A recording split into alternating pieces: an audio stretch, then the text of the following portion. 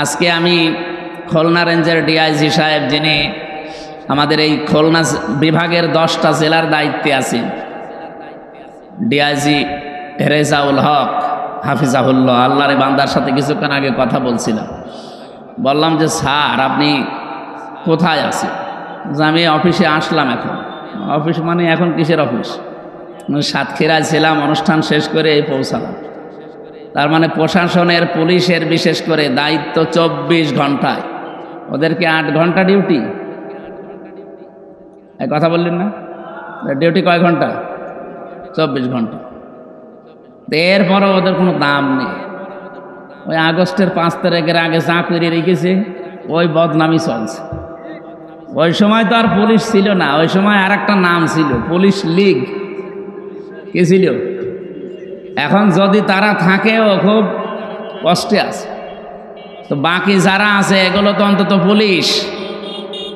এই জন্য আমার মনে হয় আমি উপরে আমার যতটুকু আয়ত্ত আছে আমি চেষ্টা চালাবো। আর সামনে যদি আল্লাহ পরিবেশ করে দেয়, আমার 2টা দাবি আছে প্রশাসনের।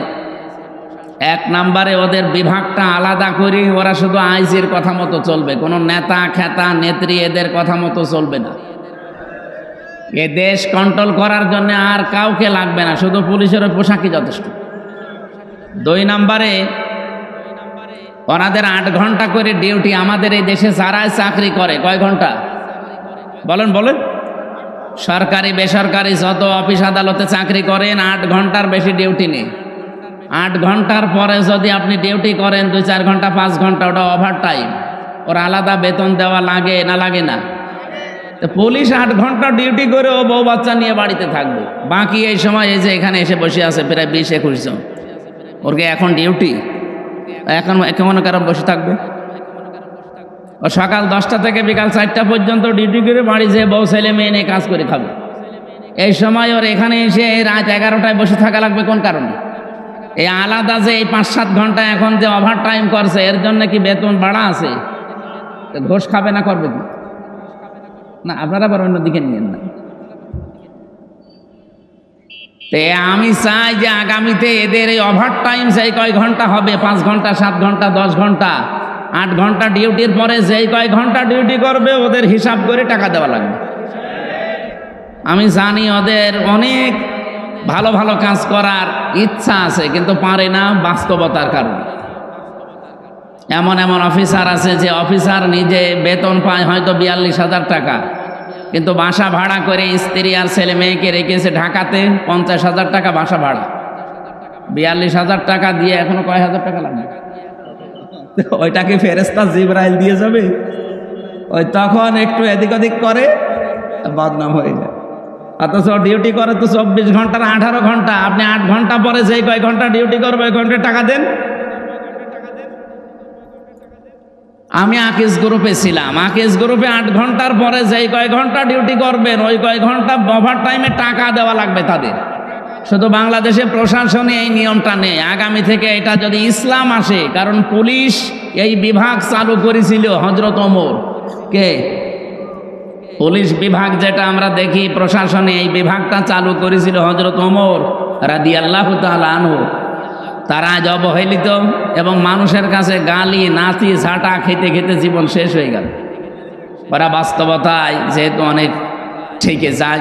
ডিআইজি সাহেব আমারে বলছিল আপনি 8 ঘন্টার পরে যতই ওদেরকে, কিছু পুলিশ, সবাই না, কিছু পুলিশকে যদি আপনি একেবারে ওভার টাইমের বেতনও দিয়ে দেন ও তাও ঘোষ খাবে। আমার মনে হয় উনি কথা একেবারে 100% সঠিক বলেনি, অন্তত 99%। পুলিশ ভাইরা, আপনারা যে দায়িত্বে আছেন কখনো নিজেদেরকে ছোট মনে করবেন না। এটা বিশাল মহান পেশা একটা। নবীজি জানিয়েছেন 2টা চোখ জাহান্নামে যাবে না, তার একটা এরা। যারা এই রাতের বেলা মানুষের জান মাল ইজ্জত আবরু হেফাজতের জন্য রাত জেগে পাহারা দেয়, এই মানুষের চোখ আল্লাহ জাহান্নামে দেবে না। সুবহানাল্লাহ বলতে পারেন না?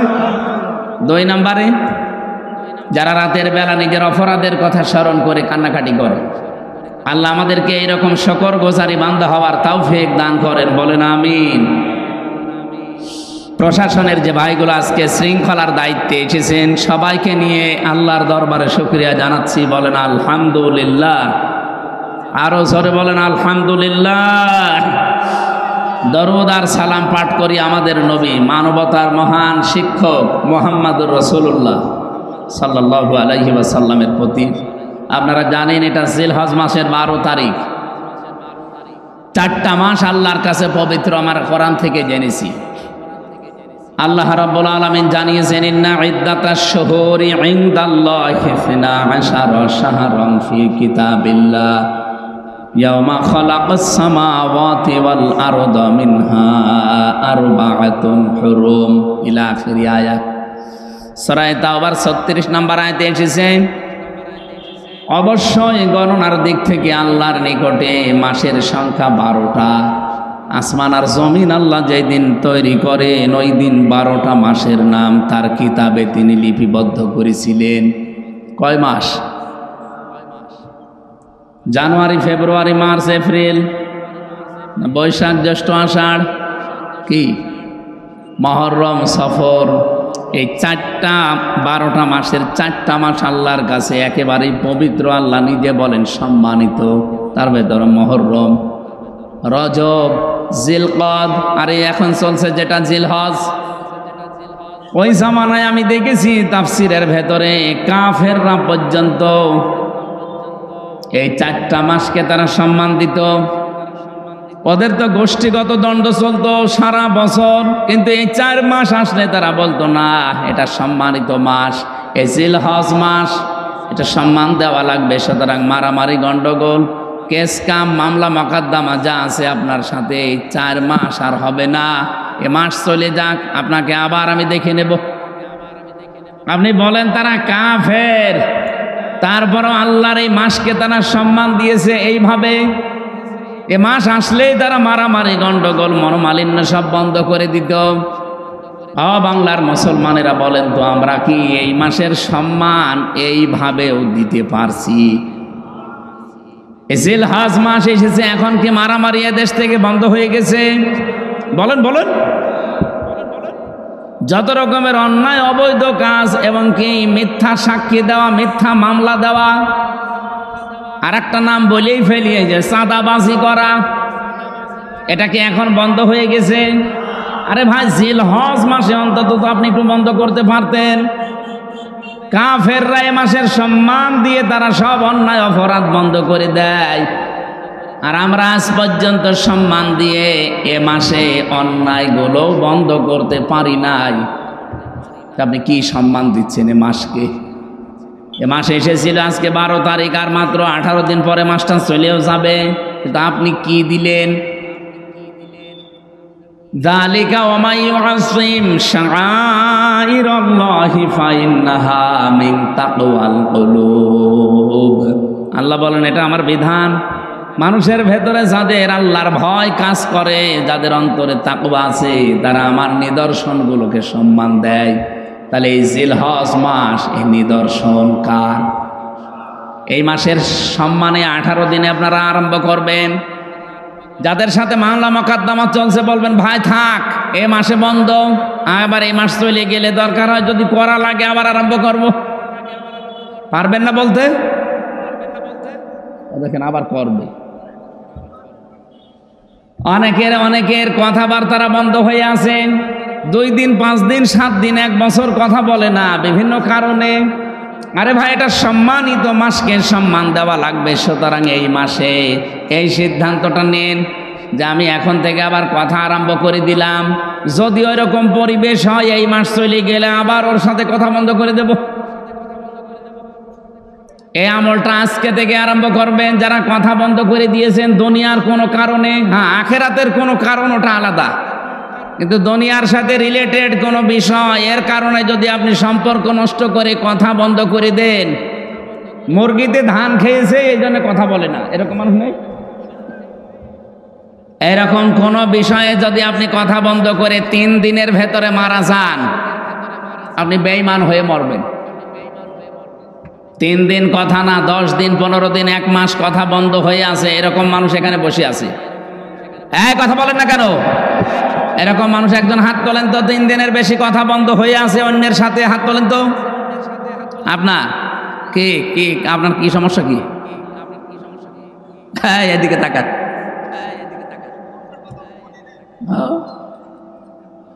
এখানে আসবেন না, ঘন্টাখানিক সময় দেন। এই যে একটা নিষিদ্ধ কাজ, এটা এই কাজটা আমাদের ভেতরে চলছে, অথচ এ মাস পবিত্র মাস চলেও যাচ্ছে। কাফেররা এ মাসকে সম্মান দিয়ে অবৈধ কাজ বন্ধ করে দিত, আর আমরা এ মাসের সম্মান দিয়ে অবৈধ কাজ আরো বেশি করি।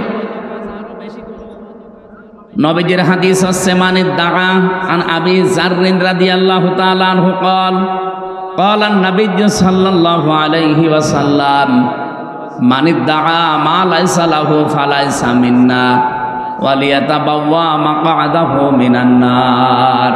রাহু মুসলিম। বিশ্ব নবী জানিয়েছেন, কোন ব্যক্তি যদি এমন জিনিসের দাবি নিজে করে যে জিনিসের মালিক সে না, আমি আল্লাহর নবী বললাম 2টা ক্ষতি তার জীবনে হবে। 1 নম্বরে ফালাইসা মিন্না, ওই দিন থেকে ও আমার উম্মত আর নেই। এদিকে তাকান। 2 নম্বরে বলে ইয়াতাবাওয়া মাকআদাহু মিনান নার, সে যেন জাহান্নামে নিজের একটা স্থান তৈরি করে নিল। ও যশোরবাসী, এ খুলনা বিভাগের 10টা জেলায় থাকলে আমার মনে হয় আমি বাড়ির ভেতরে আছি। বাড়ির লোককে যেভাবে আমি ভালোবাসি, পছন্দ করি, আপনাদের এই 10টা জেলার মানুষও আমার কাছে ওই রকমই। এই জন্য বড় ভালোবাসা নিয়ে বলছি, যে জিনিস আপনার না, ওই জিনিস যদি নিজের আয়ত্তে নিয়ে নেন, দাবি করেন, জোর জবরদস্তি করে, দখল করে, চাঁদাবাজি করে নিজের আয়ত্তে নিয়ে নেন, ওটা এখনই ফেরত দেবেন। যদি ওটা ফেরত না দেন, আপনি কিন্তু ফালাইসা মিন্না, নবীর উম্মত আর নেই। আর আপনি যদি নবীর উম্মতি না থাকেন, আপনার জন্য আমি মরে গেলে বিসমিল্লাহি ওয়া আলা মিল্লাতি রাসূলিল্লাহ পড়ে করব কি? যে আল্লাহর নামে রসুলের দলে তুলে দিয়ে গেলাম, আপনি তো রসুলের দলে নেই। এই কথা বলেন না কেন? এই জন্য যারা অন্যের জিনিস নিয়েছেন, আগস্টের 5 তারিখের পরে এগুলোরও বেশি আরম্ভ হয়েছে। অনেকে যে যা সেখানে পেয়েছে, বাবা শাহজালাল সব হালাল। এই চরিত্র যারা, তারা এই মাল ফেরত দেওয়া লাগবে। কারা কারা ফেরত দেবেন হাত তোলেন তো। এই এলাকায় মনে হয় এসব শুরু হয়নি। যদি কারো কিছু দখলে রাখেন যেটা আপনার আসলে না, ওটা ফেরত দিয়ে দেবেন। হাদিসের টিকা বলছি এবার, এদিকে তাকান। হাদিসের টিকায় মুহাদ্দিসিনে কিরাম লিখেছেন, হ্যাঁ, কোন জিনিস যদি আপনার আয়ত্তে ছিল, আপনার নিজেরই, কিন্তু এটা আপনি হাতছাড়া করে ফেলেছিলেন, হারিয়ে ফেলেছিলেন, বেদখল হয়ে গিয়েছিল, ওটা যদি আপনি আবার ফেরত পান, তাহলে আপনি হাদিসের শাস্তির আওতামুক্ত থাকবেন। কি বুঝলেন? মনে করেন আমার একটা দোকান ছিল, এটা আমারই, 15 বছরে হাত ছাড়া হয়ে গিয়েছিল, দখল হয়ে গিয়েছিল, অন্য জোর করে কেড়ে নিয়েছিল। এখন আমি ওইটা আবার ফেরত পেয়েছি, তাহলে আমার জিনিস আমি ফেরত পেলাম, আমার অসুবিধা নেই। কি কথা বলছেন? তাহলে ফালাইসা মিন্না আমার জন্য না, আমি নবীর উম্মত থাকবো না, না, এটা আমার জন্য না, কারণ আমার জিনিস আমি পেয়েছি। কিন্তু যেটা আমার না, ওইটা যদি আমি জবরদস্তি করে দখল করে নেই, তাহলে আমি কিন্তু আর নবীর উম্মত নেই। এক কথা বলেন। বাংলাদেশে ইসলামী ব্যাংক নিয়ে কিছু মানুষ ফতোয়াবাজি করে, এমনকি অনেকে ফতোয়া দিয়েছে যে ইসলামী ব্যাংকও ছিনতাই হয়ে গেছে। আপনি এরকম ডাহা মিথ্যা কথা বলেন কি করি? ইসলামী ব্যাংকে আপনার বাবার, যাদের ব্যাংক তারা ফেরত পেয়েছে। এক কথা বলেন না কেন? যাদের ব্যাংক তারা ফেরত পেয়েছে, তাদের মাথার ঘাম পায়ে ফেলে বানানো ব্যাংকটা। আপনার কয় টাকা আছে ওখানে? আপনার বাবা টাকা দিয়েছে? যাদের টাকার ব্যাংক তারা ফেরত পেয়েছে, আপনার সমস্যা কি? আরো আমার মনে হয় এই 15.5 বছরে যেভাবে দখল করেছিল, ডবল টাকা দেওয়া দরকার।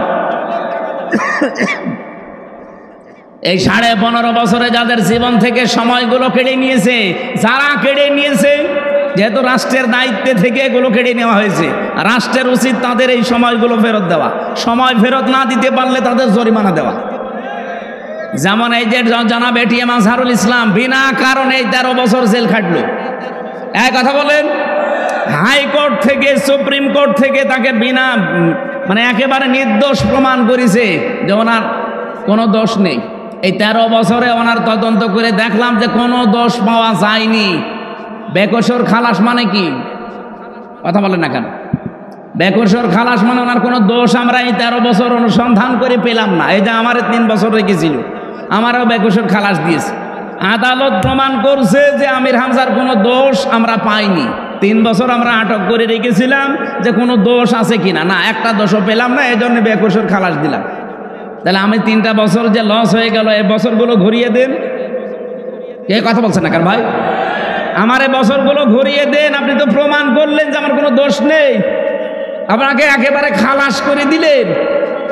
তাহলে আমার 3 বছর ফেরত না দিতে পারলে আমার 3 বছরে যত ক্ষতি হয়েছে ওই ক্ষতিপূরণ দেওয়া লাগবে। এই জন্যই তো আমরা চাই আজহারুল ইসলামের ক্ষতিপূরণ, কারণ ওনাকে বিনা কারণে আপনি এই 13 বছরে রেখে কিছুই প্রমাণ করতে পারেননি। শেষ পর্যন্ত বললেন উনি বেকসুর খালাস। আমার একটা কথা যদি মিথ্যা হয়, বানানো হয়, অন্য কোনো উদ্দেশ্যে হয় বলেন, আমি আপনাকে এখনই পোড়াটা শেষ করে দেব। যেহেতু রাষ্ট্রে যারা দায়িত্বে ছিল তারা এই অত্যাচারটা করেছে, এই জুলুমটা করেছে, এখন যারা রাষ্ট্রের দায়িত্বে আছে তাদের উচিত হবে ওনার ক্ষতিপূরণ দেওয়া। ক্ষতিপূরণ কি দেবেন? কেউ উনি তো স্ত্রী হারিয়েছে জেলখানায় থাকতে, জানাজাও পড়তে পারেনি, এনার স্ত্রীটা ফেরত দেন। এমনকি 13 বছরে উনি জীবন থেকে যা যা হারিয়েছে সবগুলো রাষ্ট্রের উচিত ফেরত দেওয়া। আর যাদের কারণে নষ্ট হয়েছে তাদেরকে উনি যদি মাফ না করে, আল্লাহ তাদের মাফ করবে না, কারণ তারা অপরাধ আল্লাহর কাছে করে না, অপরাধ করেছে আজহার সাহেবের কাছে। কথা বলেন না কেন? আমার 3টা বছর আপনি কেড়ে নিয়েছেন, এখন যদি বলেন আল্লাহ কাবা শরীফ ধরে মাফ চাই, আমারে মাফ করে দেন, আপনাকে মাফ করবে মানে? আপনি কি আল্লাহর কাছে দোষ করেছেন? দোষ করেছেন হামজার কাছে, আগে আমার কাছে মাফ চান। আমি যদি মন থেকে বলি ঠিক আছে যান, যা হয়েছে হয়েছে, মাফ করে দিলাম। সেদিন ওসি সাহেব, যেটা আমার মামলার আয়ু ছিল, মাদারীপুরে বাড়ি, কল দিয়েছিল, বলছে হুজুর মাফ করে দিয়ে। আমি মাফ তো করে দেওয়ার জন্য আমি রাজি আছি, কিন্তু আমার টাকা ফেরত দিন। আপনি যে 3টা বছরে কত টাকা নিয়েছেন আমার বাবার কাছ থেকে, টাকাগুলো আগে ফেরত দেন। আর আকিস গ্রুপের কাছে নিয়েছেন 32 লাখ, এই টাকাগুলো ফেরত দেবেন, এরপরে বলবেন মাফ করে দি যান। আমি মাফ করে দিলাম, টাকা ফেরত না দিলে কোনো মাফ নেই। আপনি দোষ করবেন একজনের কাছে আর মাফ চাবেন আর একজনের কাছে, হয়? এই দেশে তো এইটাই চলে, অপরাধ করে একজনের কাছে, মাফ চায় আর একজনের কাছে। এটা পাগলামি ছাড়া আর কিছু না। এটা কয়েকদিন আগে কামরুল বলে একজনের মন্ত্রী ছিল, মাথা ফেটে গেছে, পড়েছে, পায়খানায় পড়েছে, মাথা ফেটে গেছে। ওনার মন্ত্রিত্ব থাকাকালীন একটা অপরাধ করেছিল, পচা গম। আপনি শোনেননি? পচা গম ধরা পড়েছিল। ওই সময় যদি উনি জনগণের কাছে মাফ চাইতো, বলে না তদন্ত করা লাগবে। কি তদন্ত করবেন? যাদেরকে কমিটিতে রাখবেন সব তো ঘুষখোর, ওদেরকে তো তদন্ত কমিটিতে রেখে ঘুষ ঘাস দিয়ে আবার আল্লাহর ওলি ফ্রেশ হয়ে যাবে। কিন্তু ওই সময় যদি বলতো ঠিক আছে আমার ভুল হয়ে গেছে, যেভাবেই হোক আমি ভুল করে ফেলেছি, আমি মাফ চাই, আমারে মাফ করে দেন, দেশের 18 কোটি মানুষ, আরে 18 কোটি মানুষ যদি মাফ করে দিত, আল্লাহ আপনাকে মাফ করে দিত। কথা বলেন না কেন? তাওবাটা বাংলাদেশে যা ভেজাল, বিশেষ করে ভারত, বাংলাদেশ আর পাকিস্তান, এই 3টা দেশে তাওবা নিয়ে একেবারে পুরাটা চলছে। মানে কি বলবো, আর তাওবা হয় না আমাদের। তাওবা আর ইস্তেগফার এক জিনিস না। সব সময় আপনি ইস্তেগফার করতে পারেন, আস্তাগফিরুল্লাহ আস্তাগফিরুল্লাহ আস্তাগফিরুল্লাহ পড়েন, কিন্তু তাওবা এটা কিন্তু মারাত্মক জিনিস। নবীজি বলেন কোন মানুষ যদি তাওবা করে, আমারে ওয়াজে বসে পারছিল 11টার আগে একটা লোক উঠবেন না। নবীজি বলেন 1 নম্বরে কোন মানুষ যদি তাওবা করতে চায়, সে যেন বলে আমি অপরাধী। আমি কি বলেন বলেন? এখন এই অপরাধী বলবেন কার কাছে? না না, এই তো ভেজাল এই জায়গায়। তো কিছু হলে কাবা শরীফে চলে যাচ্ছে, গিলাফ ধরে কান্নাকাটি করছে। অপরাধী যারা, তারা অপরাধ স্বীকার করবে, তার কাছে অপরাধ করেছে যার কাছে। আরো আসতে বলেন। এই 15.5 বছরে যারা দায়িত্বে ছিল তারা অপরাধ করেছে না করেনি? আপনার কাছে যদি নাও করে, আমার কাছে করেছে, কারণ আমার এখন 33 বছর বয়স। 18 বছর থেকে আমি ভোট দিতে যদি আরম্ভ করতাম 3 বার ভোট দিতে পারতাম। 18 থেকে 33 কত হয়? 15 বছরে 3 বার ভোট হয়। আমি 3 বার ভোট দিতে পারতাম, একবারও পারি নাই। তা আমার এই অধিকারটা যে আপনি নষ্ট করলেন, আমার হক যে আপনি মেরে খেলেন, আর এখন যদি আপনি বলেন আল্লাহ আমারে মাফ করে দেন, আপনার মাফ হবে কি করে? আপনি তো আর আল্লাহর কাছে দোষ করেননি, আপনি ভোট মেরেছেন হামজার। বলেন, ভেতরে থাকাকালীন এক ওসি ছিল আমার সাথে, 8 বছর তার জেল। উনি একদিন আমার কাছে এসে বলছে, হুজুর আমি একটা তাওবা করেছি, দেখেন তো আমার তওবা হয়েছে কিনা। কি তওবা? যে নির্বাচন গেল, রাত 12টার পর থেকে আমার দল লোকজন নিয়ে আমি ভোট কাটা আরম্ভ করলাম। বাক্সগুলো ভর্তি করে জায়গা মতো পাঠিয়ে দিলাম। ফজরের আজান হওয়ার পরে আমরা সবাই ওযু করলাম, গোসল করলাম, পাক পবিত্র হয়ে 2 রাকাত তাওবার নামাজ পড়লাম। এরপরে বললাম আস্তাগফিরুল্লাহ, আমার এই তাওবা হয়েছে না। এটা ইয়ার কি হয়েছে? কারণ আপনি তাওবা করছেন আল্লাহর কাছে, আপনাকে দোষ আল্লাহর কাছে করেছেন। আল্লাহ ভোট দেবে? যাদের ভোটগুলো কেটে কেটে বাক্স ভর্তি করে পাঠিয়ে দিলেন, এই মানুষগুলোর কাছে আগে মাফ চাওয়া লাগবে। কারণ অপরাধ যার কাছে স্বীকার করবেন। আপনার জন্য একটা দুঃখের সংবাদ আছে, কারণ আপনার 8 বছর জেল, কমপক্ষে 5 বছর আপনার জেল খাটা লাগবে। কারণ এই যে 9 মাসে বছর, তো 5.5 বছর আপনাকে জেল খাটার পরে যখন আপনি বাইরে যাবেন, যে দেখবেন বহু হামজা মরে গেছে। কি কথা বলেন কেন? কত হামজাকে আপনি পাবেন না, কত হামজার বউকে পাবেন না, তারা অলরেডি মরে গেছে। আপনি তাদের কাছে মাফ চাবেন কি করে? বলেন, এই 15.5 বছরে কত মানুষ ভোট না দিয়ে তার এই অধিকার, এটা অধিকার না? এই অধিকারটা আপনি না দেখাতে পেরে মরে গেলেন। যারা এই অবৈধভাবে ক্ষমতায় ছিলেন, এটা তো অবৈধভাবেই থাকা, কারণ আমি নিজে বলছি আমারটা আপনি মেননি, আপনি অবৈধ। আরে অবৈধভাবে থাকার কারণে আপনি অবৈধ সুখ পেয়েছেন না পাননি? একটা এমপির আন্ডারে যত কিছু বাজেট হয়, আমি যতটুকু লেখাপড়া করছি বাংলাদেশ সম্পর্কে আমি যা দেখছি, এগুলো যদি সঠিক হয় একেবারে বন্যার পানির মতো জোয়ারে ভেসে যাবে। কিন্তু শয়তানরা তো ব্যয় করে না। 25-26টা হাত বদল হতে হতে যদি 3 কোটি টাকা বাজেট হয়, 300 টাকার কাজ হয়, বাকিগুলো সব আল্লাহর ওলিরা খেয়ে ফেলে। কয়েকদিন আগে আমি মালয়েশিয়া ছিলাম। ওখানে যেই দেশে যাই, মালয়েশিয়া, সিঙ্গাপুর, থাইল্যান্ড, ইন্দোনেশিয়া, এই যে বাহরাইন, সবগুলো দেশে আমি ঘুরলাম। ওরা মাহফিলে নিয়ে যায়। যে দেশে যায় আগে আমার তোলে হোটেলে। হোটেলে ওই তো প্রায় 20 তলা, 30 তলা, 40 তলা হোটেল। লিফট দিয়ে নিচে নেমে আসি, মেহমানখানা সেখানে ওই যে নিচে বসে আছে, ওখানে যে একটু চা নাস্তা করবো, দেখি আল্লাহর ওলি বসে আছে। কি আপনি এখানে কেন? হুজুর আমি আগেই পালিয়েছি। কবে? 3 তারিখে।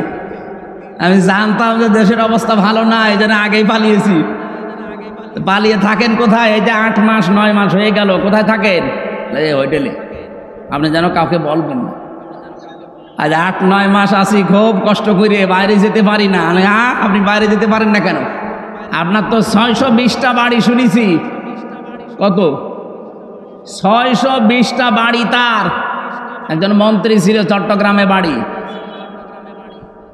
থাকতে পারে না। ওই দেশেও তার বাড়ি আছে, সাহেব পাড়া বানিয়েছে, কিন্তু তালা লাগানো। আমাকে যে নিয়ে গিয়েছিল বসে, দেখেন হুজুর সাহেব পাড়া, এটা সব তালা লাগানো, থাকে না, সব হোটেলে থাকে। আমি বললাম যে আপনি যান না কেন বাড়িতে? বলে বাড়ি যেয়ে মার খাবো। বাংলাদেশের 20 লাখ বাঙালি এখানে কাজ করে, যদি আমারে দেখে পিটিয়ে ভর্তা বানিয়ে ফেলে। বাইরে যাব, খুব কষ্ট করে আসি এখানে। আমারে শেষে বলছে হুজুর দোয়া করেন। হট, কিসের দোয়া? আপনার জন্য দোয়া আসবে আমার? আপনি দেশটা ফোকলা করে ফেলেছেন, আর এখন দোয়া চাচ্ছেন আমার কাছে। আপনার জন্য দোয়া আমির হামজা না, আমির হামজার বাপ না, কাবা শরীফের ইমাম করলেও কাজে লাগবে না, কারণ আপনি তো আর আল্লাহর কাছে অপরাধ করেননি, আপনি অপরাধ করেছেন 18 কোটি মানুষের কাছে। এরকম অবৈধভাবে যারা চেয়ারে ছিল, বলেন অবৈধভাবে চেয়ারে বসে থেকেই শেষ না অবৈধ সুখ পেয়েছে? অবৈধ সুখ পাইনি। আমি একটা আয়াত বলছি, দেখেন তো কোনোদিন পড়েছেন কিনা? ফাইন্না মাআল উসরি ইসরা, ইন্না মাআল উসরি ইসরা। পড়েছেন? কোনোদিন চিন্তা করেছেন আয়াত নিয়ে? আল্লাহ পাক বলেন ফাইন্না মাআল উসরি ইসরা। এবার একটু তাকান, উসরনের আগে আল্লাহ আলিফ লাম দিয়েছেন, নির্দিষ্ট করে দিলেন, এটা মারিফা।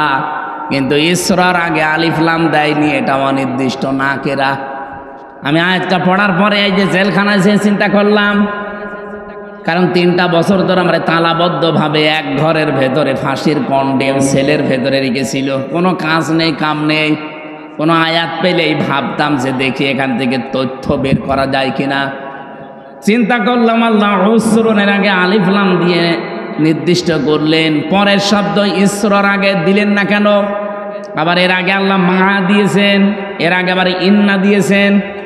যারা এখানে আরবি গ্রামার বোঝে ওনাদের জিজ্ঞাসা করেন, ইন্না শব্দটা আল্লাহ গ্যারান্টি দেওয়ার জন্য ব্যবহার করে, মার পরে উসরুন ইসরা।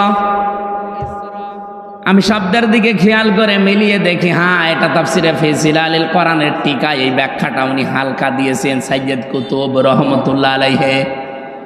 উনি বলেন কোন মানুষ যদি পৃথিবীতে একটা কষ্ট সহ্য করে, কয়টা? বলেন বলেন। একটা কষ্ট যদি কোনো মানুষ দুনিয়ায় সহ্য করে, আর ওই কষ্টটা যদি হয় 3টা কারণে, এটা ফি জিলালিল কোরআনে পাবেন টিকায়। একটা কষ্ট আপনি যদি দুনিয়াতে সহ্য করতে পারেন, আর ওই কষ্টটা যদি হয় 3টা কারণে, তাহলে একটা কষ্টের জন্যে ইসরা যেহেতু মারেফা না, এটা নাকেরা, আল্লাহ কমপক্ষে 10 থেকে 70টা শান্তি, সুখ, কল্যাণ, সহজ বিষয় আপনাকে দুনিয়া আখিরাতে দান করবে। আপনি বুঝেছেন কিনা আমি জানি না। আপনি যদি কষ্ট পেয়ে থাকেন কয় কারণে? বলেন বলেন। কষ্ট পেলে আপনি সুখ পাবেন তা না। কষ্ট তো হাতিনাও পেয়েছে, কি পাইনি? যাওয়ার দিন কি কান্না দেখেছি? স্বামী মরে গেলেও মনে হয় মহিলা তো কাঁদতে দি, ঠিক কন্দন করছিল, কষ্ট না পেলে কাঁদলো কেন? তার এই কষ্টের কান্নাটা কিন্তু 3টা কারণের একটা কারণও আমি পাইনি। 1 নম্বরে আপনি যদি কষ্ট পেয়ে থাকেন দুনিয়ায় আল্লাহর জন্যে, কার জন্যে? বলেন বলেন। 2 নম্বরে রাসূলুল্লাহর জন্যে, 3 নম্বরে মানবতার জন্যে। এই বাংলাদেশে 54 বছর বাদ দিলাম, 15 বছরে আপনি হিসাব করেন, বহু মানুষ আল্লাহর জন্যে তারা চাকরি হারিয়েছে, আল্লাহর জন্য তারা চেয়ার থেকে উপরের চেয়ারে উঠতে পারে নাই। ও যদি আল্লাহর পথ রাসূলুল্লাহর পথ বাদ দিয়ে অন্য কোনো পথে চলতো, ও চেয়ারে খালি উঠতেই থাকতো। এরকম বহু মানুষ উঠেছে না ওঠে নাই? বলেন না কেন? যারা এই যে কষ্ট পেলেন এই 3 কারণে, আল্লাহর জন্যে, রাসূলুল্লাহর জন্যে, মানবতার জন্যে, একটা কষ্টের সুখ পাবেন কয়টা? 70টা। বলেন বলেন, আরো জোরে বলুন। সিস্টেমের পরের আয়াতে দেখেন, যেহেতু আল্লাহ রিপিট করেছেন, ইন্না মাআল উসরি ইসরা। মা মানে কিন্তু পরে না, মা মানে কি? সঙ্গে, সাথে। আল্লাহ বলেন কোন মানুষ যদি একটা কষ্ট দুনিয়ায় সহ্য করে, কমপক্ষে তার সাথে সঙ্গে 70টা সুখ, শান্তি, কল্যাণ, স্বস্তি, নিরাপত্তা আমার আল্লাহ রেডি করে রেখেছেন। বলেন সুবহানাল্লাহ। এবার আমি আরেকটা ব্যাখ্যা বলছি, একটু তাকান। কোন মানুষ যদি দুনিয়াতে একটা সুখ ভোগ করে, আর ওই সুখটা যদি হয় অবৈধ সুখ, একটা সুখের কারণে কমপক্ষে 70টা দুঃখ তাকে ভোগ করা লাগবে। এই 15 বছরে যারা সুখ ভোগ করেছেন, কমপক্ষে মনে করেন 50টা।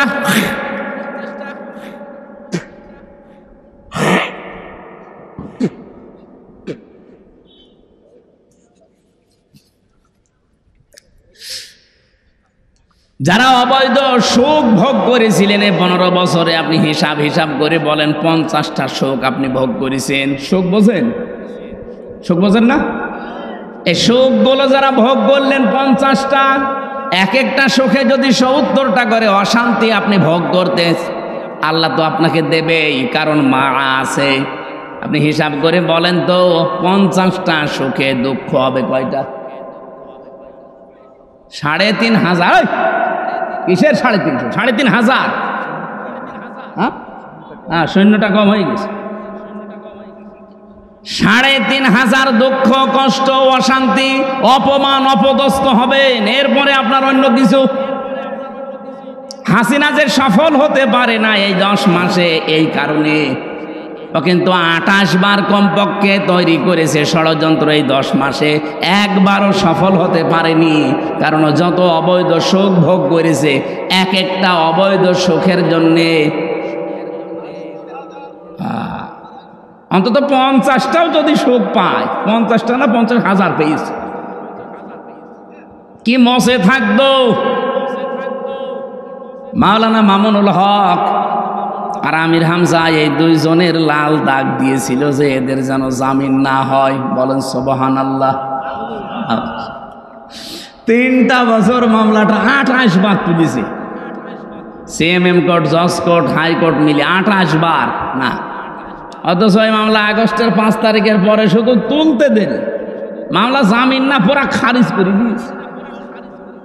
আমি খাস কামরায় গিয়েছিলাম জজের, যে বললাম, মাননীয় জজ সাহেব, আপনি 3 বছর তো আপনার কাছে মামলা ছিল, তখন তো আপনি কিছু বললেন না, আর আজকে বলছেন যে এই মামলায় তো কোনো মাল ম্যাটারেস নেই, কি দিয়ে বিচার করবো, যা খারিজ করে দিলাম।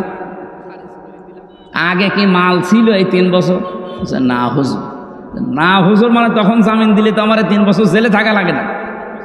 হুজুর কিছু করার নেই, আমার হাত বাঁধা আছে। কি ছিল? 1628 জন মানুষ বাংলাদেশে দায়িত্বে আছে, এখনো আছে। শুধু ওই মহিলাটার হাত শুধু খোলা ছিল, তাছাড়া বাকি এই দেশের 1627 জন মানুষের হাত সব বাঁধা ছিল। ও কাওয়া কাকুরও হাত বাঁধা ছিল। ও কাওয়া কাকে কা করতো, ও যদি একটু ডান থেকে বামে যায়, ও কাওয়ার গোষ্ঠীও শেষ করে দিত। যেই কয়জন ছিল আমি তো দেখেছি, সবগুলোর হাত বাঁধা, কেউ কিছু পারবে না, সব আল্লাহর ওলি বলি দেবে। তার আমরা চাই আগামীতে এই দেশ যারাই নেবেন, কে নেবেন আমরা জানি না, যারাই নেবেন 1628 জন মানুষ দায়িত্বে থাকবে। কারো হাত যেন এভাবে বাঁধা না থাকে, সবার হাত থাকবে আবু সাইদের মতো খোলা। এটা চান কারা কারা দেখে? লিল্লাহে তাকবীর।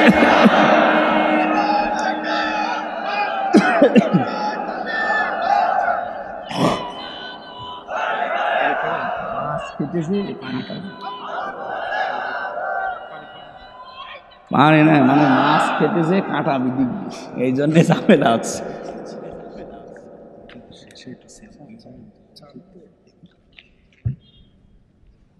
এই আর কয় মিনিট সময় দেবেন বলেন তো? আমার এখন মাহফিল কম তো, 2-5 ঘন্টা অসুবিধা, কিন্তু আপনাদেরকে যে উদ্দেশ্যে এরা নিয়ে এসেছে, ব্যাগটা দিয়ে দিয়েছে। আবার কিভাবে টাকা চাবো? আমি তো টাকা কালেকশন করতে পারি না।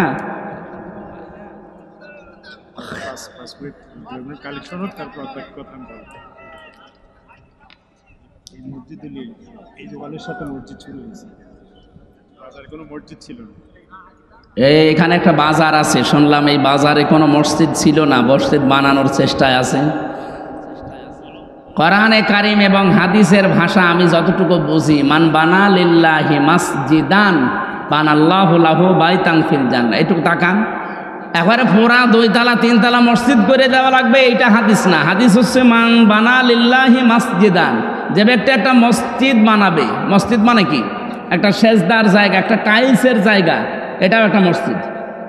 সুতরাং একটা টাইলসের জায়গা পরিমাণে এতটুকুর যা খরচ হয়, এরকম যদি 500 টাকা 1000 টাকা খরচ লাগে একটা টাইলস দিতে, এই পরিমাণের জায়গাও যদি কেউ কমপ্লিট করে দেয়, সে একটা মসজিদ বানানোর সওয়াব পাবে। আল্লাহ জান্নাতে তার জন্য ঘর বানাবে। একেবারে পুরাটা 2000 স্কয়ার ফিট বানিয়ে ছাদ করে দেওয়া লাগবে, এটার নাম মসজিদ না, ওটা তো কমপ্লিট। আপনি শুধু একটা টাইলসের জায়গা পরিমাণ একটা মানুষ সেজদা দিতে পারে, এতটুকু জায়গার যে খরচপাতি আছে এতটুকু দিয়ে দিল, জায়গা আছে মসজিদে? ও কলম পর্যন্ত ওঠানো হয়ে গেছে, শুধু একটা সেজদার জায়গা কমপ্লিট করার মতো অর্থ আপনি দিয়ে দেবেন। এখন না পারলেও এসে দিয়ে দেবেন। আপনি একটা নিয়ত করে রাখেন, কারণ এই উদ্দেশ্যে আজকের এই অনুষ্ঠানটা দেওয়া, নয়তো এই অনুষ্ঠানটা এই গরমের ভেতরে দিত না। আপনাদের বারবার বলছি তো, এই জন্য আপনারা একটু চেষ্টা করেন। একটা সেজদার জায়গা বানাতে যা লাগে, 2টা টাইলস হলে একটা সেজদার জায়গা হয়ে যায়। অন্তত এই পরিমাণের যে খরচ আছে আপনারা একটু নিয়ত করে, হয়তো 500, 700, 1000 মতো লাগবে, আপনারা দিয়ে দিন। 50-60 জন যদি এইভাবে করেন, দেখেন জায়গাটা কমপ্লিট হয়ে যাবে। কিয়ামত পর্যন্ত এখানে সেজদা চলতেই থাকবে ইনশাআল্লাহ। হযরত ইব্রাহিম আমাদের জাতির পিতা, সূরা মরিয়মের 41 নম্বর আয়াত যেটা আমরা তেলাওয়াত করেছিলাম, আল্লাহ রাব্বুল আলামিন বলেন, ওয়াযকুর ফিল কিতাবি ইব্রাহিম ইন্নাহু কানা সিদ্দীকান নাবিয়্যা। স্মরণ করো, আমি ইব্রাহিম নবীর আলোচনা আমার এই কিতাবের ভেতরে আপনাকে আমি করে শোনালাম। নিশ্চয় সে ছিল সিদ্দিক এবং নবী। এই 2টা গুণ আমাদের জাতির পিতা ইব্রাহিম আলাইহিস সালামের আল্লাহ বর্ণনা দিলেন। এবার আসেন, ওনাকে আল্লাহ যে কিতাবের ভেতরে বর্ণনা করে আমাদেরকে শুনিয়েছে ইব্রাহিম নবীর কাহিনী, সেই কিতাবের নাম হচ্ছে কোরআন শরীফ। সেই কিতাবের নাম কি? আরো জোরে বলে। যে কোরআনে কারিম থেকে আমরা কথা শোনার জন্য অলরেডি বসে আছি। আজকে যে আয়াত পড়েছিলাম সূরা ইব্রাহিমের 6 নম্বর আয়াত, রব্বুল আলামিন জানিয়েছেন, কিতাবুন আনজালনাহু ইলাইকা লিতুখরিজান নাসা মিনাজ যুলুমাতি ইলান নূর। হে নবী, এই কিতাব আমি আপনার প্রতি এই জন্য নাজিল করলাম, এই কিতাব দিয়ে আপনি মানুষদেরকে অন্ধকার থেকে আলোর দিকে নিয়ে আসবেন। তাফসিরে মুফাসসিরিন ইকরাম ব্যাখ্যা করেছেন, এখানে জুলুমাত বহু বচন দিয়ে আল্লাহ বুঝিয়েছেন, দুনিয়ায় যত শিরিক, বেদাত, কুফর এবং মানুষের তৈরি করা আইন কানুন আছে, সব আল্লাহর ভাষায় অন্ধকার। আপনারা জ্ঞানী মানুষ, বিচক্ষণ মানুষ, বুদ্ধিমান মানুষ, একটু বুদ্ধি কাজে লাগান, মাথাটা ঠান্ডা করে কাজে লাগান। দুনিয়ায় যত শিরিক আছে, বেদাত আছে, কুফর আছে, এগুলো আল্লাহর ভাষায় সব অন্ধকার। বিশেষ করে মানুষের তৈরি করা আইন আর কানুন, এগুলো সব অন্ধকার। এখান থেকে চলে যাবে, এখান থেকে মানুষদেরকে বের করে তিনি আলোর দিকে নিয়ে এসেছিলেন। এখানে আলো বলতে যে বিষয়টা আমরা তাফসিরে পেয়েছি, তার নাম ইসলাম। জোরে বলেন সুবহানাল্লাহ। সুতরাং আমরা এই একই কাজ এখন করছি।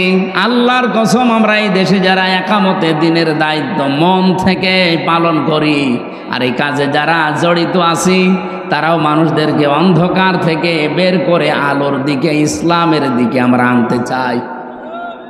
আপনি যাই মনে করেন না কেন, যদি মনে করেন না এটা ওদের দুনিয়ার কাজ, এটা রাজনীতি, এটা ধর্ম, ব্যবসা, যা মনে করেন, আমার অসুবিধা নেই। আমি কোরআন থেকে যেটা পেয়েছি, মানুষের তৈরি করা আইন কানুন এগুলো সব অন্ধকার।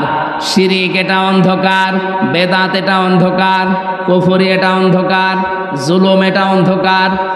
এখান থেকে মানুষদেরকে বের করে আমরা আলোর দিকে, ইসলামের দিকে নিয়ে আসতে চাই, শান্তির ধর্ম যেটা। অমাইয়াবতাগি গায়রাল ইসলামি দীনান ফালাই ইউকবালা মিন ওয়া ফিল আখিরাতি মিনাল খাসিরিন।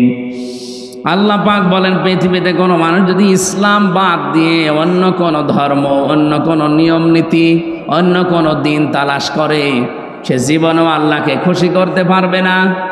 এমনকি তার জীবনের কোনো ইবাদত বন্দেগী কবুল হচ্ছে না, হবে না। বলেন নাউজুবিল্লাহ। আশা করছি এই কথাটা আপনি অন্তরে গেঁথে বাড়ি নিয়ে যাবেন। ইসলাম বাদ দিয়ে কোনো নিয়ম নীতি মেনে আল্লাহ পর্যন্ত যাওয়া সম্ভব না, সে যে নিয়ম নীতি হোক।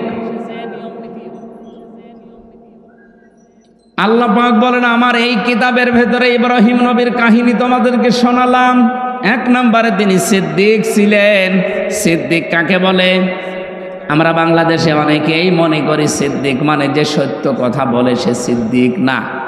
শুধু সত্য কথা বললেই মানুষ সিদ্দিক হয় না, শুধু সত্যবাদীদের সাথে থাকলেই সিদ্দিক হওয়া যায় না। সিদ্দিক হচ্ছে সত্যকে সত্য জানার পর যারা দ্বিধাহীন চিত্তে সব কিছুকে পেছনে ফেলে যারা মেনে নিতে পারে, এরাই আল্লাহর কাছে সিদ্দিক। আর সত্যকে সত্য জানার পরে অনেকে দুনিয়ার ফেরেবে পড়ে মানতে চায় না। সত্যকে সত্য জানার পরে অনেকে বিভিন্ন প্রভাব প্রতিপত্তি বিভিন্ন কারণে তারা সত্যকে গ্রহণ করতে চান না। আপনার বিবেকে কি বলে আসলে সত্য কোনটা আপনি কিন্তু বুঝে ফেলেছেন, আপনি জানেনও, এরপরও বিভিন্ন পিছুটানের কারণে যারা মানতে চান না, গ্রহণ করতে চান না, আপনি যতই সত্য কথা বলেন সিদ্দিক হতে পারবেন না।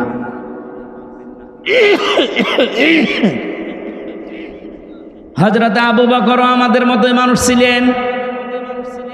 নবীজির মেরাজের ঘটনাকে যিনি যখন বিশ্বাস করে নিলেন দ্বিধাহীন চিত্তে, প্রশ্ন ছাড়া,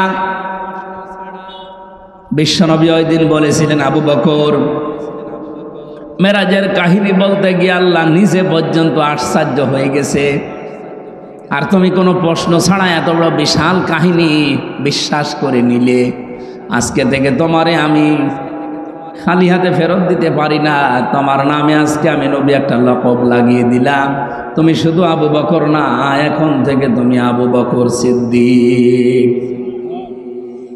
বাংলার মুসলমানেরা বিশেষ করে যশোরবাসী ভালো করে শুনবেন, এটা শুধু সত্য কথা বলেই কিয়ামতের দিন যে চারটা কাতার আল্লাহ বানাবে, মিনান নাবিয়িনা ওয়াস-সিদ্দিকিনা ওয়াশ-শুহাদাই ওয়াস-সালিহিন, এই চার কাতারের প্রথম কাতারে তো যেতে পারবেন না, নবীরা থাকবে। 2 নম্বরে সিদ্দিকরা, যারা সত্যকে সত্য জানার পরে দুনিয়ার সব পেছনে ফেলে যারা গ্রহণ করে নেয়, এরা কিয়ামতের দিন সিদ্দিক মানে আবু বকরের সাথে উঠবে। আর সেই সুযোগ এখন বাংলাদেশে যাচ্ছে। সত্যকে সত্য আপনি জানেন, বলছেন, আপনি সত্যি বলেন তো সত্য কোনটা আপনি জেনে ফেলেছেন, বুঝে ফেলেছেন, এরপরও আপনি মানতে চান না কেন? জাতির পিতা ইব্রাহিমকে আল্লাহ এমনি সিদ্দিক দেয়নি, তিনি সত্যকে অনুসন্ধান করেছিলেন। আমাদের মতো মুসলমানের ঘরে তার জন্ম হয়নি, তার জন্ম হয়েছিল মুশরিকের ঘরে। তার বাবা মূর্তি বানাতো, এই জন্য নামই ছিল আজর। তিনি আকাশের তারকা দেখলেন, বললেন এটা আমার রব হবে। চন্দ্র দেখলেন, বললেন রব হবে। সূর্য দেখলেন, বললেন রব হবে। যখন সব ডুবে গেল, বলেন না, যেগুলো জিনিস ডুবে যায়, অস্তমিত হয়ে যায়, যার কোনো অস্তিত্ব নেই, আমি ওটা মানি না। ইন্নী ওয়াজ্জাহাতু ওয়াজহিয়া লিল্লাযী ফাতারাস সামাওয়াতি ওয়াল আরদা হানিফা ওয়া মা আনা মিনাল মুশরিকিন। হে আমার জাতির লোকেরা, আমি সত্য অনুসন্ধান করছিলাম, আজকে পেয়ে গেছি। আমি আমার এই চেহারাকে, আমার এই মুখকে আমি আল্লাহর দিকে একনিষ্ঠভাবে ঘোরালাম। শুধু ঘোরাইনি হানিফা, একনিষ্ঠভাবে ঘোরালাম। অমান মিনাল মুশরিকিন, আমি কিন্তু আর মুশরিক না, আমি শিরিক করি নাই, করিও না, আমি মুশরিক না। তিনি সত্য অনুসন্ধান করে খোঁজ করে পেয়ে গ্রহণ করেছিলেন। আর আমরা তার সন্তান দাবি করি। জাতির পিতা ইব্রাহিমকে যারা বিশ্বাস করি, তাদের চোখে আঙ্গুল দিয়ে সত্য দেখানোর পরও মানতে চায় না।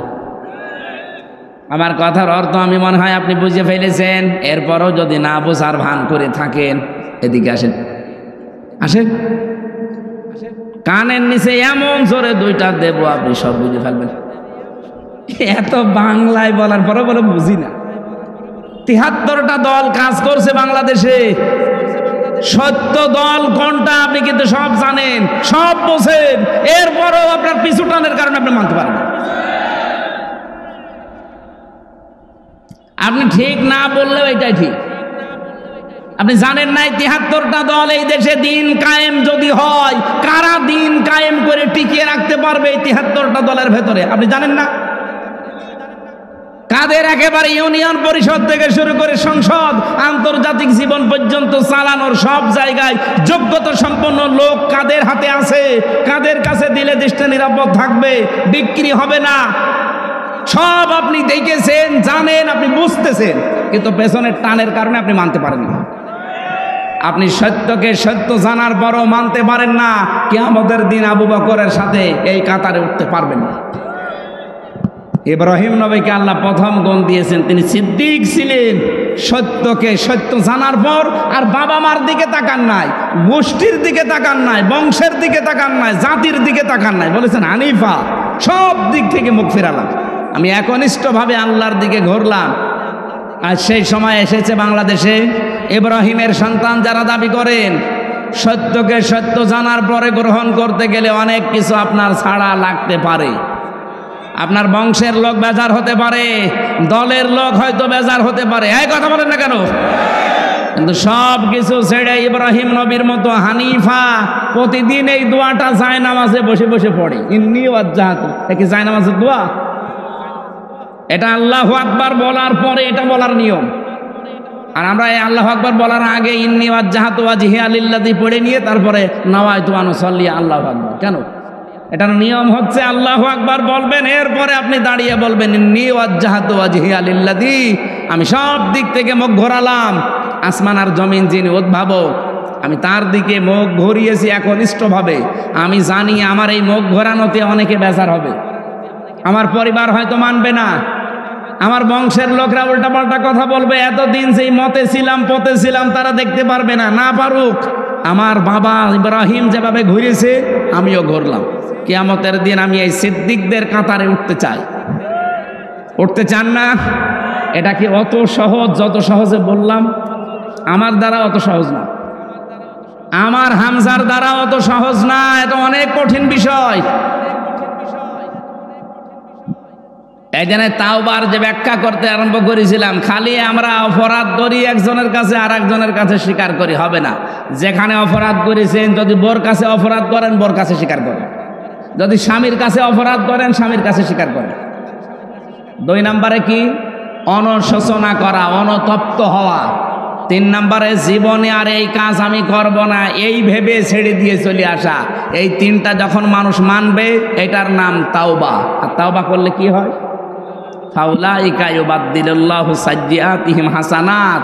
শুধু গোনা মাপ না, পুরা জীবনে যত গোনা ছিল সব আল্লাহ ফাঁকা করে দেয়, ওই ফাঁকা জায়গাটা আল্লাহ নেকি দিয়ে ভরাট করে দেয়। এই তাওবা এমনি এমনি হবে? এখন সেই সুযোগ চলছে, আশা করছে আপনি এই তাওবা করবেন। এতদিন যাই করেছেন, যার কাছে যে অপরাধ করেছেন, যদি সুযোগ থাকে তার কাছে যে স্বীকার করে নেবেন, মাপ চাবেন। 2 নম্বরে মনে মনে অনুশোচনা করবেন, অনুতপ্ত হবেন।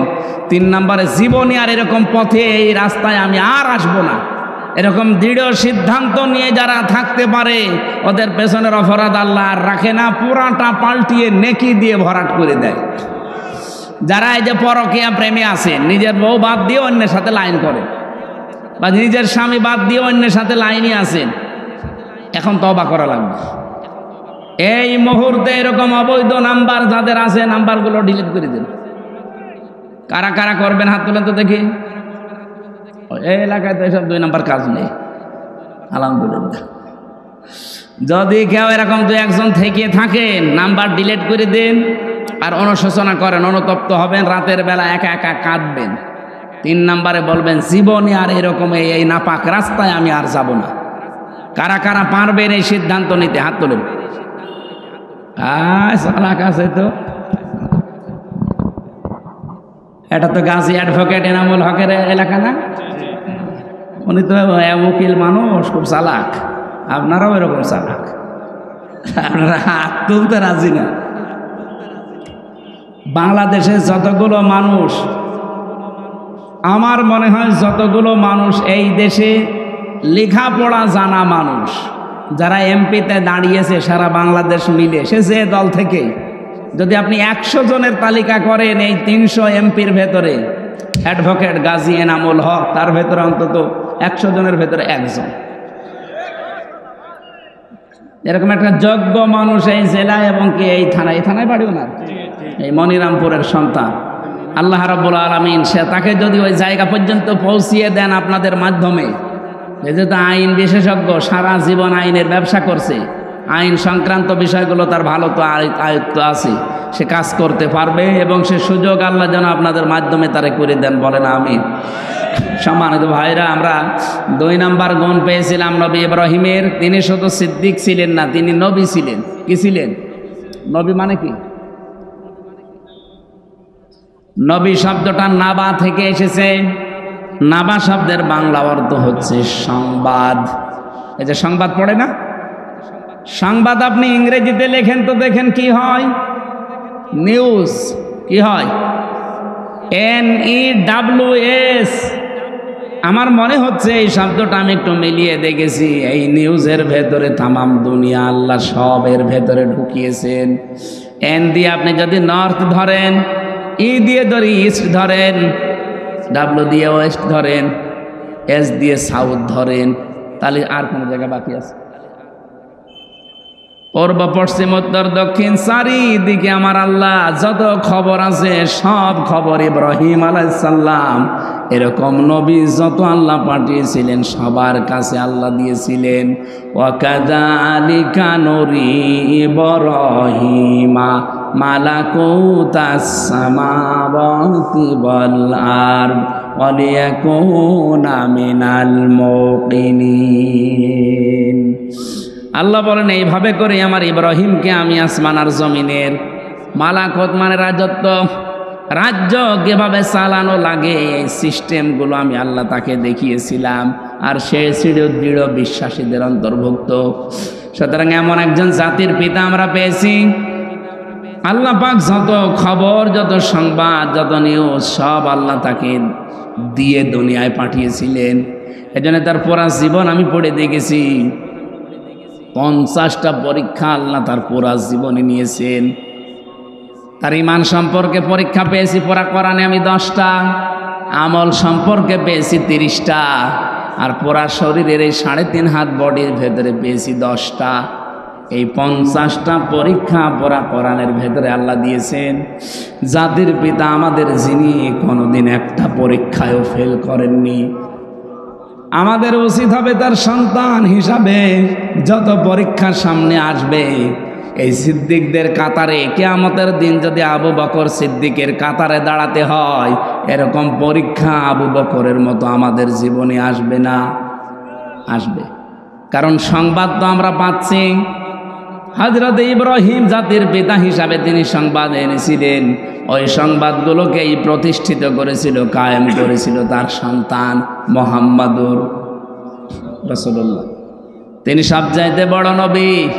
ওনারাও নবী ছিলেন, কিন্তু সবচাইতে বড় নবী ছিলেন আমাদের নবী মুহাম্মাদুর রাসূলুল্লাহ। আমাদের উচিত হবে তার আদর্শকে ব্যক্তি থেকে শুরু করে আন্তর্জাতিক জীবন পর্যন্ত যেখানে যেভাবে তিনি চলেছেন ওইভাবে করে, ওই যে 23 বছর 40 থেকে 63 এক সেকেন্ডও যেন আমরা বাদ না দেই, পুরাটা জীবন আমাদের এই দেশে যেন আমরা কায়েম করতে পারি, বলেন আমিন। ওয়ালাকাদ আরসালনা মূসা বিআয়াতিনা নাখরিজ কওমাকা মিনাজ যুলুমাতি ইলান নূর। আমি পাঠিয়েছিলাম মূসাকে আমার আয়াত দিয়ে, সে মানুষদেরকে বের করেছিল অন্ধকার থেকে আলোর দিকে। ওয়াযাক্কিরুহুম বিআইয়ামিল্লাহ, আমি আল্লাহর বিভিন্ন দিবস তাকে আমি আল্লাহ স্মরণ করিয়েছি। এই যে দিবস স্মরণ করানো, এটা কি? তাফসীরে ইবনে কাসিরের ভেতরে আছে যত নিয়ামতগুলো আল্লাহ বিভিন্ন দিবসে তাকে দিয়েছিলেন, যেমন ফেরাউনের কবল থেকে আল্লাহ তাকে মুক্তি দিয়েছিলেন, ফেরাউনের দাসত্ব থেকে মুক্তি দিয়েছিলেন বনি ইসরাইলকে। 2 নম্বরে বিশাল সমুদ্রকে প্রাচীর বানিয়ে তাকে পার করেছিলেন। মান্না সালওয়া 40 বছর পর্যন্ত জান্নাতের খাবার খাওয়িয়েছিলেন। এরকম তার জীবনে পুরা 9টা বড় বড় নিয়ামত দিয়ে আমার আল্লাহ তাকে ভরপুর করে দিয়েছিলেন। আমার মাঝে মাঝে মনে হয় আগস্টের 5 তারিখের আগ পর্যন্ত আমরা যা ছিলাম, যত নিয়ামত আল্লাহ এই 10 মাসে আমাদেরকে দিয়েছে, বনি ইসরাইলদের মতো আমাদেরও আল্লাহর শুকরিয়া আদায় করা দরকার। ওরা করে নাই, ওরা ধ্বংস হয়ে গেছে। এখনো পর্যন্ত ওরা ধ্বংসের তালিকায় আছে। এই যে ইহুদি যারা মুসা নবীর উম্মত বলে যাদের দাবি করে, এই ইসরাইল, এটা ধ্বংস হবে হয় আজ আর কাল। কারণ অভিশপ্ত এরা আল্লাহ নিজে তাদের ওপরে লানত করে বরদোয়া দিয়েছে। বলেন নাউজুবিল্লাহ। আমাদের উচিত সত্যকে সত্য জানার পরে যারা আজ মেনে নিতে রাজি না, শুধু গা গো করেন, শুধু মোড়া মারেন, এদিক ওদিকে চলে যান। প্রতিদিন আপনি নিজে নিজের ওপরে বরদোয়া দিচ্ছেন 17 বার। কয়বার? কোনটা? গায়রিল মাগদুবি আলাইহিম ওয়ালাদ-দাল্লিন, এটা বরদোয়া। প্রতিদিন আপনি বরদোয়া দিচ্ছেন রব্বুল আলামিন তাদের পথে আমাদেরকে চালাবে না, যারা মাগদুব, যারা দল্লিন, যারা গজবপ্রাপ্ত এবং পথভ্রষ্ট। এ প্রথম নাম্বারে ইহুদি, 2 নাম্বারে খ্রিস্টান। সুতরাং নিজের প্রতি নিজে বরদোয়া হবে তখন ইহুদি আর খ্রিস্টানরা সত্যকে সত্য জানার পরও ওরা মানে নাই। আমাদের নবী সত্য, ওরা ইনজিলে পড়েছে, ওরা তাওরাতে পড়েছে, তারপরও জানার পরও মানে নাই, হিংসা করে আর অহংকার করে। আজ বাংলাদেশে বহু ইহুদি আর খ্রিস্টানদের ঠিক ওই রকম চরিত্রের মানুষই আছে, সত্যকে সত্য জানার পরেও যারা মানতে চায় না, গ্রহণ করতে চায় না, তারা নিজেরাই নিজেদের ওপরে নামাজে দাঁড়ালেই বরদোয়া দেয়। আশা করছি আপনি কথা বুঝেছেন। এইরকম চরিত্র যেন বানাবেন না। নবী যে সংবাদগুলো নিয়ে এসেছিলেন, ওই সংবাদগুলো বাস্তবে আমাদের প্র্যাকটিক্যাল লাইফে আল্লাহ সেট করার তৌফিক দিন।